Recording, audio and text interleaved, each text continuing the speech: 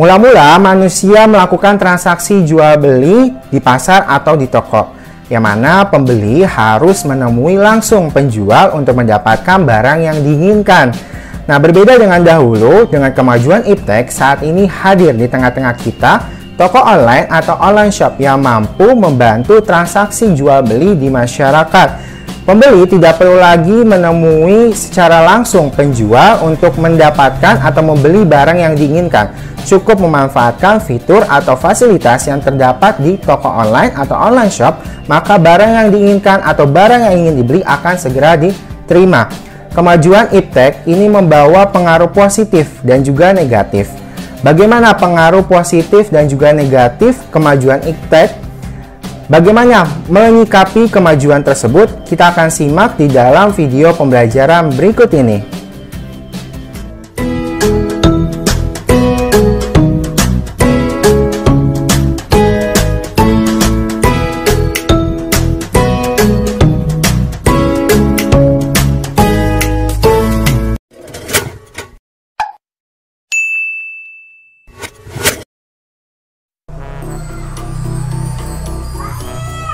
Assalamualaikum warahmatullahi wabarakatuh. Halo semuanya, apa kabar? Semoga dalam keadaan sehat walafiat.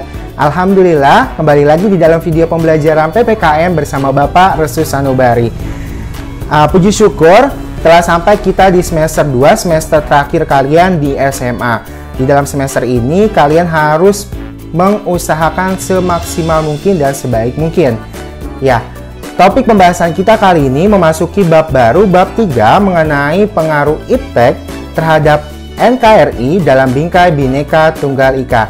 Sebelum mulai, Bapak ingin mengucapkan banyak terima kasih buat kalian yang sudah subscribe. Bagi yang belum, silahkan diklik tombol subscribe. Bapak juga mengingatkan bahwa terdapat PowerPoint yang bisa kalian download di deskripsi box. Sebelum mulai, seperti biasa, alangkah lebih baiknya jika kita berdoa menurut agama masing-masing supaya pembelajaran kita bisa berjalan dengan lancar. Sekaligus teriring doa kita untuk Indonesia, semoga pandemi COVID-19 di Indonesia bisa segera berakhir.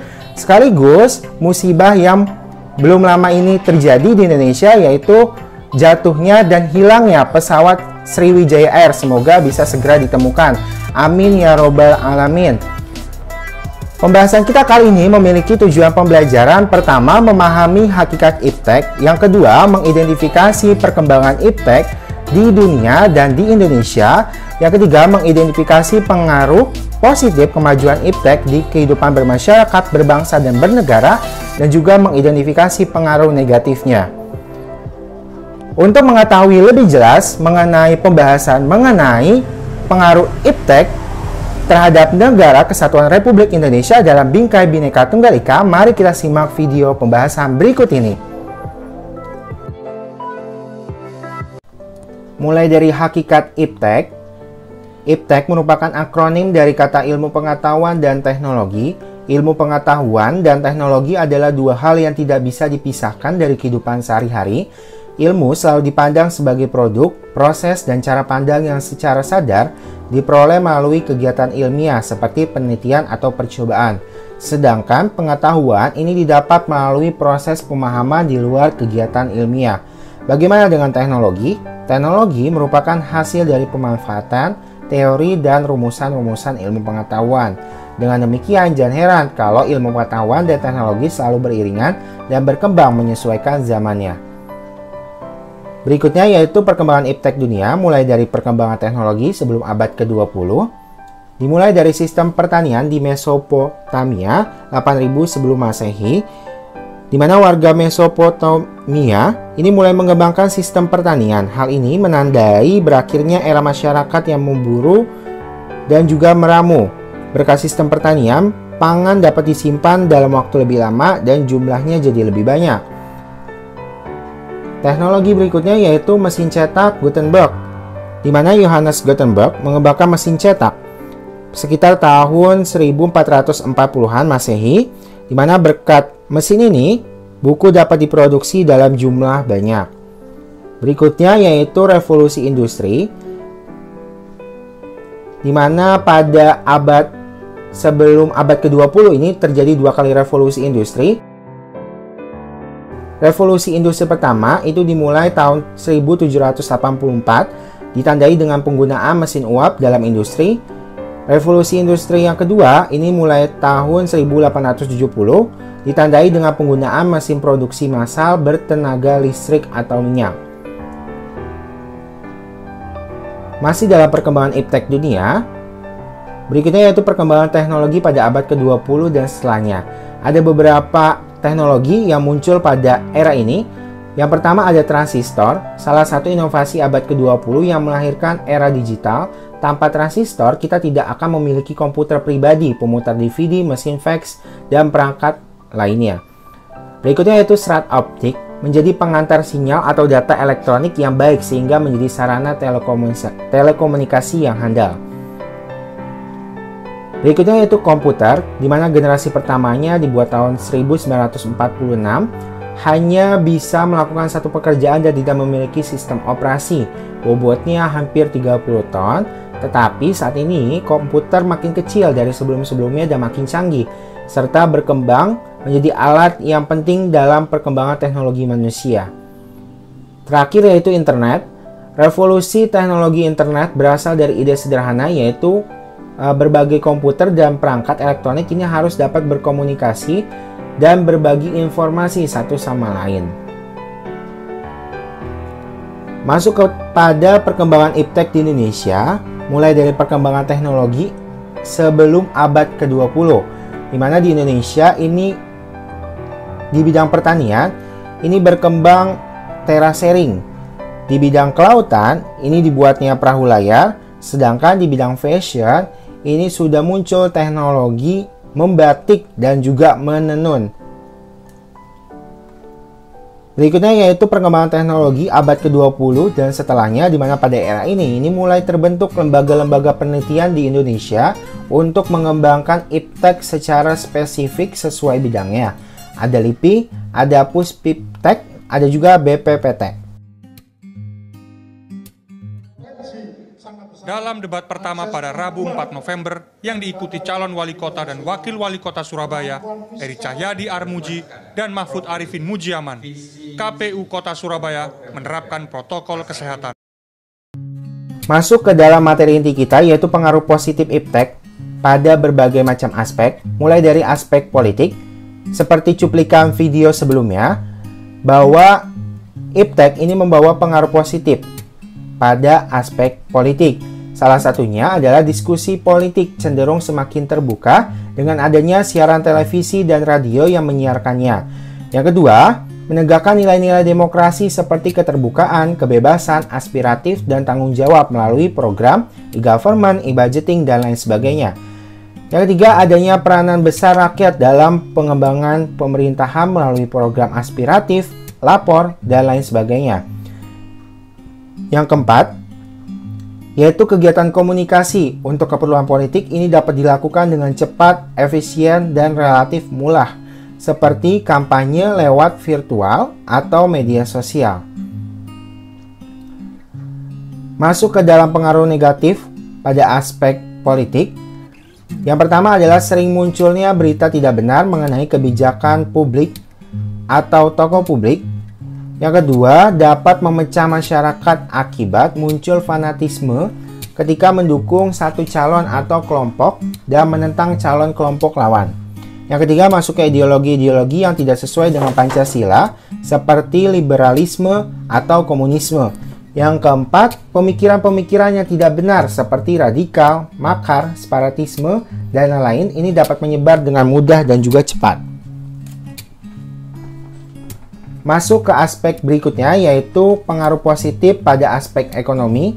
Yang pertama, makin meningkatnya investasi asing atau penanaman modal asing di negara kita. Yang kedua, makin terbukanya pasar internasional bagi produk lokal atau hasil produksi dalam negeri. Yang ketiga, mendorong industri dan pengusaha meningkatkan efisiensi dan menghilangkan biaya tinggi. Yang keempat, mempermudah konsumen untuk menemukan produk. Dan yang terakhir, membuka peluang pekerjaan seperti berjualan secara online.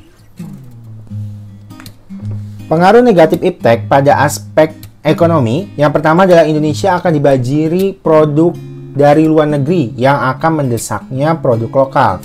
Yang kedua, timbulnya kesenjangan sosial yang tajam. Pelaku ekonomi yang kuat akan memonopoli pasar, sedangkan yang lemah akan makin tersisih. Yang ketiga, tidak menutup kemungkinan perekonomian negara dikuasai oleh asing. Yang keempat, makin banyaknya pekerjaan diambil oleh teknologi seperti robot.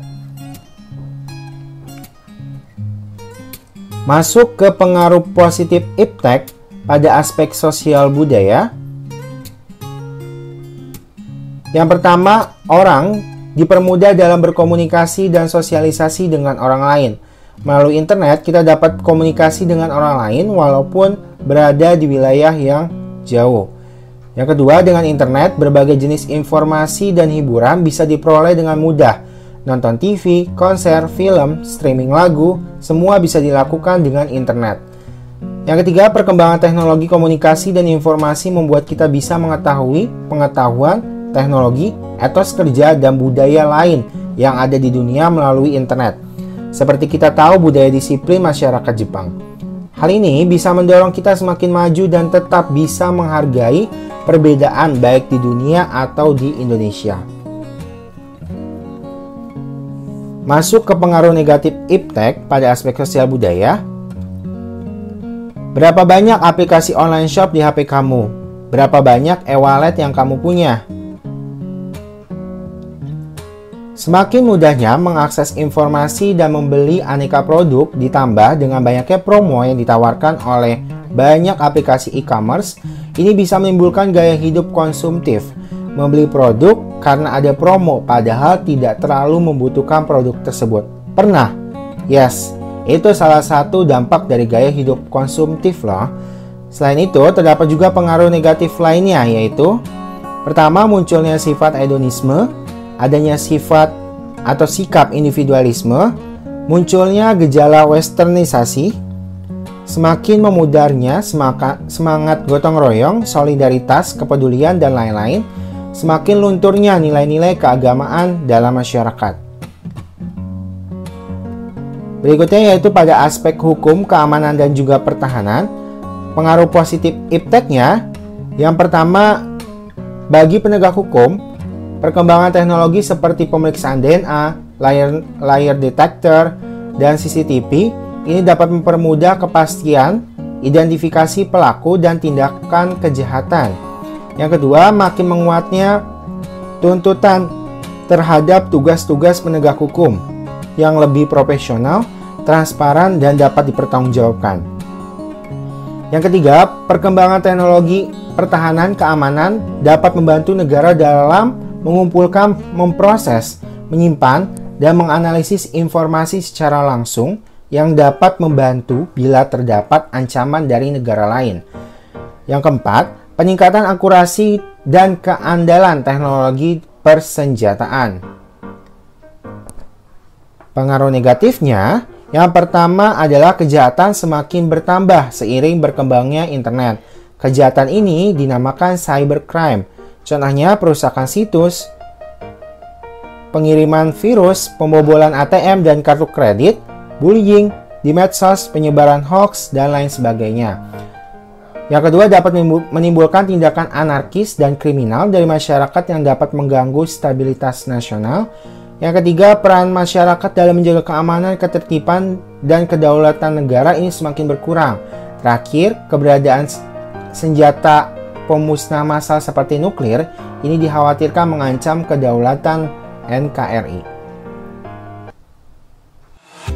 Itu dia tadi materi mengenai pengaruh iptek terhadap NKRI dalam Bhinneka Bhinneka Tunggal Ika, khususnya materi mengenai hakikat iptek, perkembangan iptek di dunia dan di Indonesia, serta pengaruh positif dan negatif iptek. Terima kasih telah menonton video ini. Buat kalian yang suka video kali ini bisa dikasih like-nya. Buat yang nggak suka boleh dikasih dislike-nya. Share juga video kali ini ke banyak orang. Semoga saja video kali ini bisa menyebarkan manfaat juga ke banyak orang. Mohon maaf jika ada kesalahan atau kekhilafan di dalam penjelasan saya.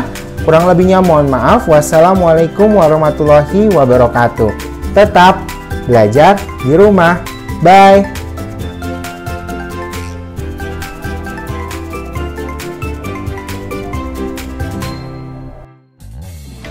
project group.